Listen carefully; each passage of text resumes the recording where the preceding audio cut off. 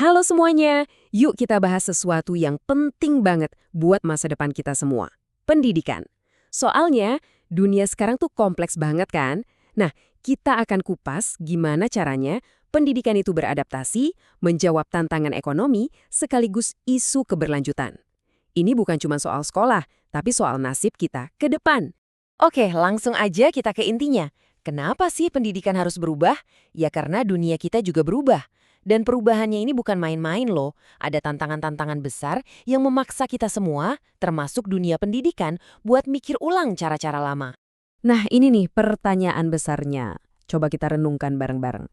Sistem pendidikan kita sekarang ini udah benar-benar siap belum sih buat ngebekalin anak-anak kita menghadapi masa depan yang serba nggak pasti? Yuk, kita bedah satu-satu tantangannya. Pertama, yang paling kerasa, teknologi. Bayangin aja, AI, otomatisasi, ini semua bukan lagi cerita fiksi ilmiah kan? Semua itu mengubah pasar kerja secepat kilat. Pekerjaan yang lari ini ada, besok bisa jadi udah nggak relevan. Artinya apa? Kurikulum itu wajib hukumnya. Buat beradaptasi, kita harus menciptakan tenaga kerja yang melek digital, biar ekonomi kita nggak ketinggalan kereta. Terus yang kedua, krisis lingkungan, perubahan iklim, sumber daya alam yang makin menipis. Ini bukan lagi isu buat anak cucu kita, ini udah terjadi sekarang, di depan mata kita. Nah, pendidikan itu pegang peranan kunci banget buat ngebentuk kesadaran soal lingkungan dan ngajarin gaya hidup yang lebih ramah bumi. Demi masa depan kita juga kan? Dan pastinya, dua masalah tadi ujung-ujungnya nyambung ke ekonomi. Di tengah dunia yang berubah cepet banget, kita tuh nggak cuma butuh orang yang pintar dan terampil. Kita butuh tenaga kerja yang bisa beradaptasi, yang inovatif, dan yang paling penting, bisa berpikir kritis.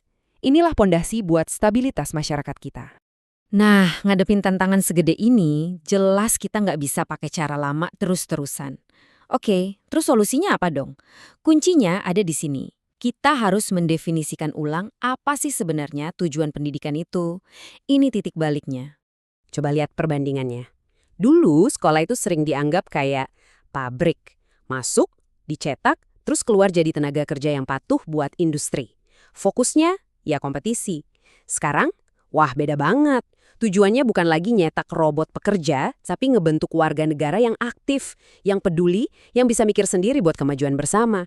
Jadi ini bukan sekedar ganti kurikulum atau ganti buku pelajaran loh, ini perubahan mindset yang fundamental. Sekolah itu bukan lagi cuma tempat transfer ilmu, tapi jadi semacam inkubator buat para agen perubahan, para game changer masa depan yang bakal bikin dunia ini lebih adil dan berkelanjutan. Untungnya, kita nggak perlu mulai dari nol, udah ada loh sebuah kerangka kerja global yang bisa jadi panduan kita. Namanya Education for Sustainable Development atau ESD. Pendidikan untuk pembangunan berkelanjutan. Kedengarannya keren ya, mari kita lihat apa sih ini sebenarnya. Gampangnya gini deh, ESD itu pendekatan pendidikan yang fokusnya memberdayakan siswa. Tujuannya bukan cuma supaya mereka tahu soal masalah, tapi supaya mereka bisa berbuat sesuatu. Bisa mengambil tindakan yang bertanggung jawab baik buat lingkungan, buat ekonomi, maupun buat masyarakat. Jadi ini soal aksi nyata. Nah, ESD ini berdiri di atas 3 pilar yang saling nyambung. Anggap aja kayak kursi berkaki 3. Ada ekonomi, sosial, dan lingkungan. Kalau salah satu kakinya patah, ya ambruk semua kan? Pertumbuhan ekonomi nggak ada artinya kalau ngerusak lingkungan atau bikin ketimpangan sosial. Ketiganya harus seimbang. Oke, konsep globalnya keren.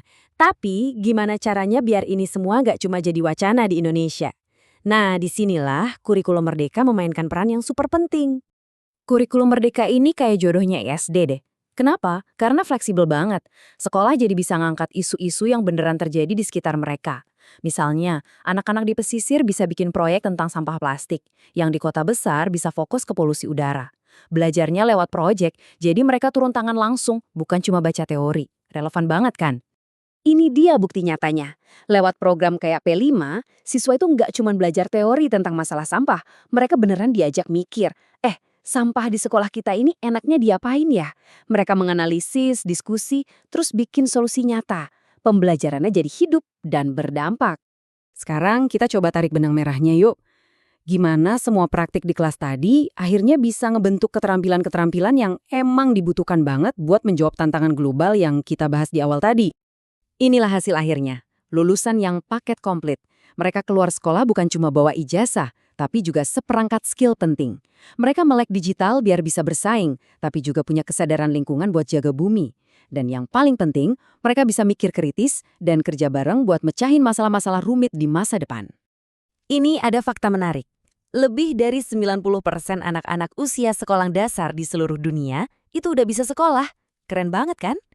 Tapi, ada tapinya. Ini justru jadi tantangan baru. Fokus kita sekarang harus geser. Bukan lagi soal berapa banyak anak yang sekolah, tapi soal mereka belajar apa di sekolah. Apa yang mereka pelajari itu beneran nyiapin mereka buat masa depan atau enggak? Jadi, kalau kita ngomongin semua perubahan ini, intinya cuma satu. Kita lagi ngomongin investasi yang paling krusial yang bisa dilakukan sebuah bangsa untuk masa depannya. Ini dia kesimpulan utamanya. Pendidikan modern itu bukan lagi kayak ember kosong yang diisi air pengetahuan. Bukan, pendidikan itu ibarat api yang harus dinyalakan. Dia adalah motor penggerak, katalisator yang bisa menciptakan masyarakat yang lebih stabil, ekonomi yang lebih kuat, dan lingkungan yang lebih sehat buat kita semua.